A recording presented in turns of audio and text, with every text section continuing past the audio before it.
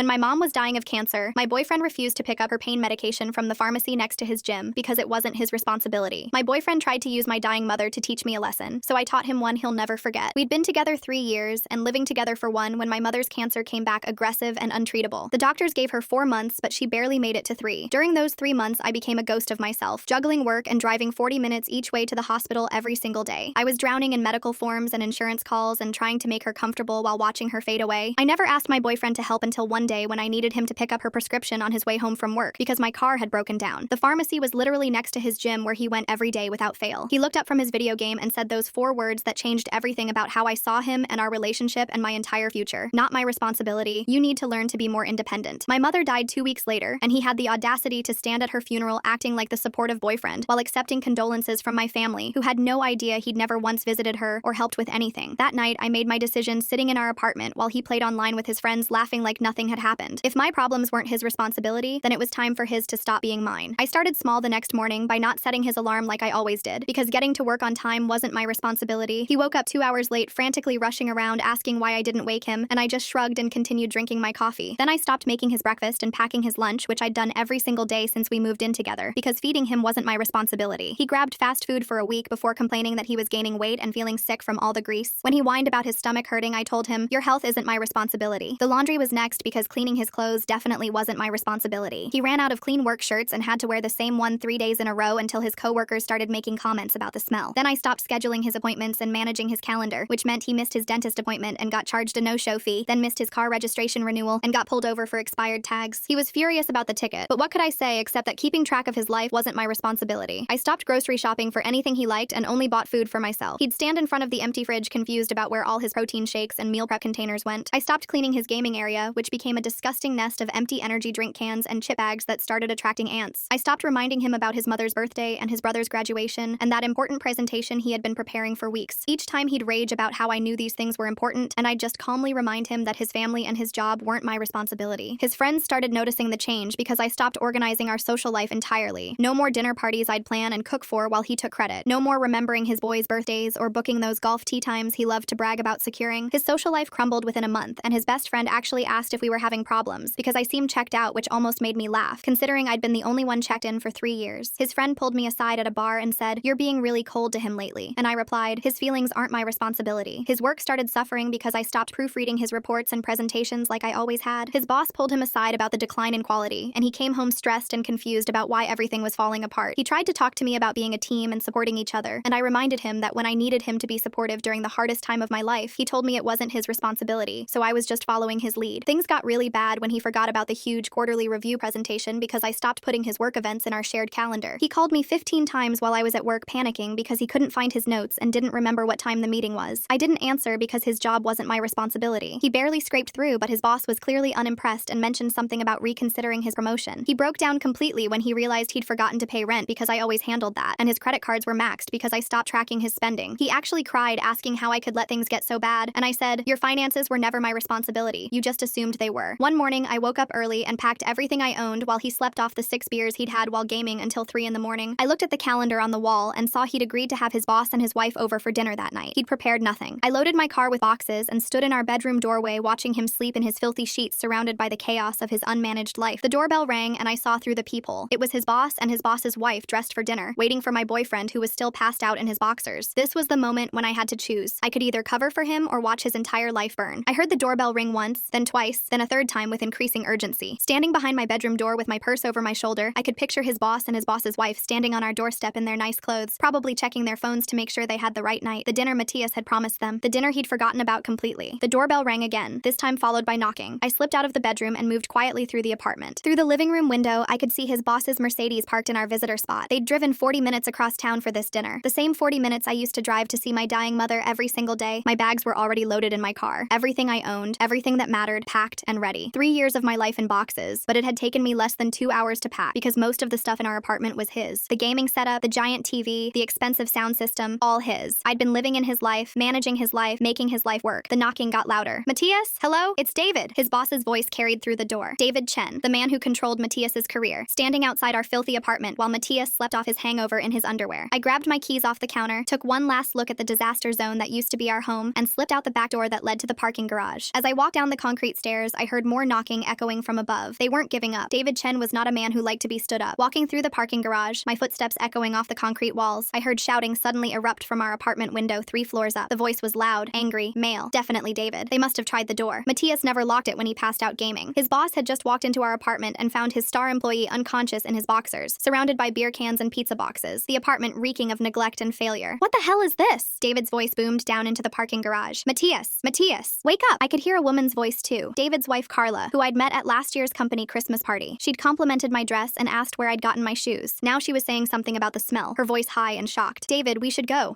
Oh my god, look at this place. I unlocked my car and loaded my purse into the passenger seat. Through the parking garage opening, I could still hear the commotion from our apartment. Matthias must have finally woken up because I heard his voice now, confused and slurred. What? What's happening? Why are you in my apartment? We're here for dinner. David's voice cracked with fury. The dinner you scheduled. The dinner you confirmed yesterday. Instead, I find you passed out drunk at 7 p.m. on a Friday. I started my car, the engine turning over smooth and quiet. My reliable little Honda that I'd maintained myself, paid for myself, taken care of myself. As I backed out of my parking spot, David's voice carried down one more time, clear as day. This is what you call being sick? You told me you were too sick to come to work today. You're finished, Hunter. Do you hear me? You're finished. His wife Carla was saying something about the ants, about the mold on the dishes, about how no one could live like this. I could picture her standing in her elegant dress and heels, probably covering her nose with her hand, looking around at the destruction of what happened when I stopped being Matthias's unpaid life manager. I drove out of the parking garage and into the evening light. In my rearview mirror, I could see David and Carla emerging from our building's front entrance. Carla was shaking her head while David gestured angrily with his phone pressed to his ear, probably calling HR, starting the termination paperwork before he even got back to his car. My phone started buzzing in my purse, but I didn't reach for it. Something feels off about how perfectly everything fell apart for Matthias. Every single system in his life depended entirely on her. The timing of his boss showing up right as she's leaving with her car packed seems almost too convenient, like the universe arranged this perfect moment of karma. I knew it was Matthias without looking. He'd be fully awake now, the reality of what just happened sinking in through his hangover. His boss had just found him passed out drunk after he'd called in sick. His boss had just seen the squalor he'd been living in. His boss had just told him he was finished. I drove through the city as the sun set, my phone buzzing continuously. 20 minutes out, it started ringing nonstop. I pulled into a gas station to fill up my tank, something I'd always done for both our cars, and finally looked at my phone. 15 missed calls from Matthias, 3 from his mom Gail, text messages filling my screen. Where are you? What did you do? My boss was here. Please answer. This is your fault. You knew about the dinner. I deleted them all without reading the rest and put my phone on silent. 40 minutes later, I was checking into a roadside motel on the outskirts of town. Nothing fancy, just clean and quiet and mine. The desk clerk was a bored-looking kid who barely glanced up from his phone as I paid in cash and signed the register with just my name